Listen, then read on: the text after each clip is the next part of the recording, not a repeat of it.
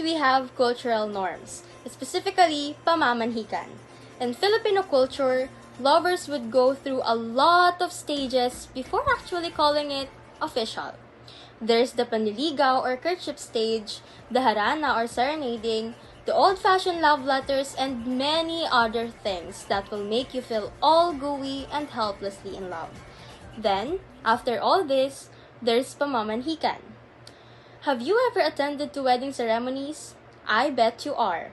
But did you know that before that ceremony, Filipino man takes his parents with him and visits the woman's home to formally ask the woman's family for her hand in marriage and to discuss marriage plans and giving different advice. How sweet, isn't it? The tradition represents respect and honor for the parents by asking for their approval and blessing before getting married. For rituals and ceremonies, Filipinos have penitensya or penitence. Penitensya is a ritual performed during Holy Week by some of our locals who want to repent for their sins and wrongdoings. Some others do it as an act of sacrifice for the good faith, for their families, and some people do penitensya to appreciate the sacrifice of Christ. Those who perform penitensya or penance inflict wounds on their back while covering their faces. Some are carrying a statue of a saint, and some carry a cross, and some of them are being crucified on the cross. Next is Filipino food. The cuisine of the Philippines reflects influences like Spanish, Indian, Chinese, and of course, native indigenous flavors. They typically have 6 meals, which is breakfast, lunch, and dinner, accompanied by a snack after each meal. Whether it's a festival or a typical day, Filipinos love to eat. Rice is their staple food and is usually consumed alongside other dishes.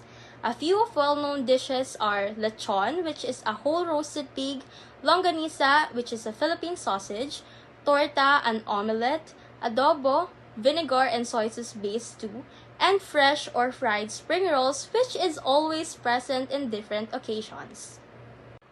And now, the festivals. Festivals in the Philippines offer people a chance to exhibit their rich culture and pay homage to the history and patron saints. They are vibrant, big, and celebrated with a lot of pomp and show. Indeed, it is more fun in the Philippines. One of various festivals in the country is the Panagbenga Festival in Baguio City, which is an annual flower festival celebrated every February. Panagbenga is a local Kankanai term in Cordillera, which means a season for blossoming. It is a month-long festival where tourists flock to the city during this time to watch the Grand Float Parade, which features giant floats and different characters made of flowers. Minsa'y natuwa ang may likha, 7,000 pulo ang ginawa. Mga hiyas na inilatag sa malasot lang dagat. At ang bayan niyang pinili. Woo! That's many. Well, aside from that, we also observe the way how Filipinos talk, right?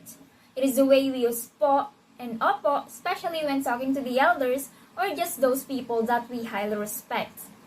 In the Philippines, it is also common that we have a salutation to our older brothers and sisters, ate and kuya, unlike in other countries where they just call them by their names alone, like this. Beatrice! Come and get this! That's me, ate. Moving on, did you know that Christianity is the majority faith in the Philippines? To tell you honestly, 90% of the population is Christians. That's why Sunday is extremely valued as rest day. And of course, Family Day! After church, families have their own plans of where to go, what to do, and what to eat. Adobo or sinigang? Next will be the one of the greatest non-dying Filipino beliefs. It is do not sleep with wet hair. According to the elders, if we sleep like that, we might have a headache or worse, get blind. Ah! That's one of those beliefs I follow while growing up. How about you? Have you done it? Have you watched the recent State of the Nation address by our president, or even the sonas from the past? Didn't you notice that they weren't still wearing Barong Tagalog and Barot Saya or Mestizo dress? This is to show the regard they have for our beloved country. Also, it should be in mind that the main factor that form traditional clothing of this country are climate, cultural traditions, foreign conquerors, and way of living. But nevertheless, Filipino folk dress is very unique, authentic, and even tribal, if we can say so. How does it feel to wear those kind of dresses again? Lastly, the culture of the Philippines comprises a blend of traditional Filipino and Spanish Catholic traditions, with influences from America and other parts of Asia. The Filipinos are family-oriented and often religious with an appreciation for arts, fashion, music, and food. Filipinos are also hospitable people who love to have a good time. This often includes getting together to sing, dance, and eat. There are instances where you pass by a group of people who's eating and they will invite you to join. Aw, that's so sweet, but I can't. I'm shy. Filipinos are very friendly people due to their spirit of kinship or bayanihan, which means they are always welcoming and ready to help to other people. They are usually always smiling, so feel free to respond to their smile. Minsa'y natuwa ang may likha.